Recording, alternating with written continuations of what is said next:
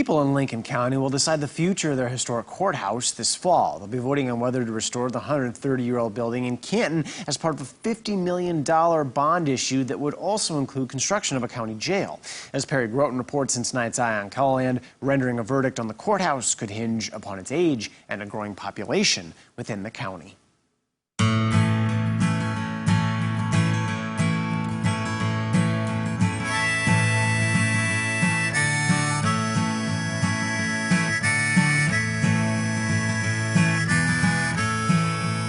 The Lincoln County Courthouse is a historical hub of Canton. You got this old building that's part of the history of the county.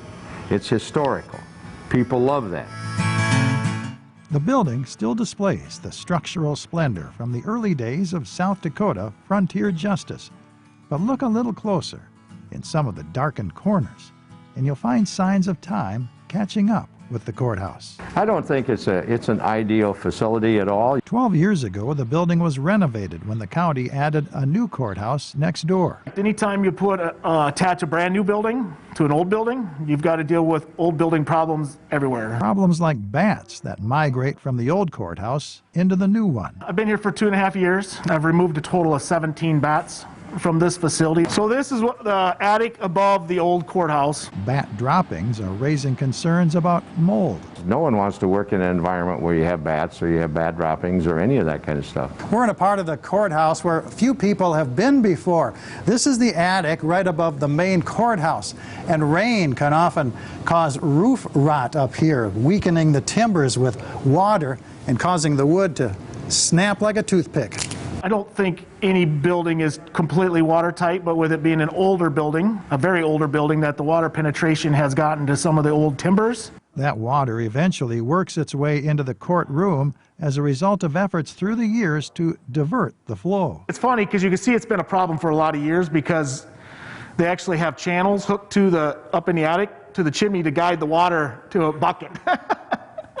Airflow issues have also been a concern with the courthouse. In that time, they made some judgment calls that said, you know, I think we can get by with opening windows to help offset the heat. Well, that's really not a modern way to effectively cool a courthouse in 2020. Engineers are studying what it will take to fix problems with the courthouse.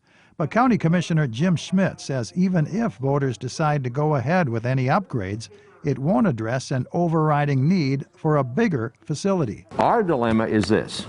Even if we did renovate the courthouse and we made it a very usable facility, that still doesn't give us enough room for growth, because in another year or year and a half, we're going to need another major courtroom. Lincoln County's growing population is leading to a rising criminal caseload, which in turn creates space problems in the courthouse.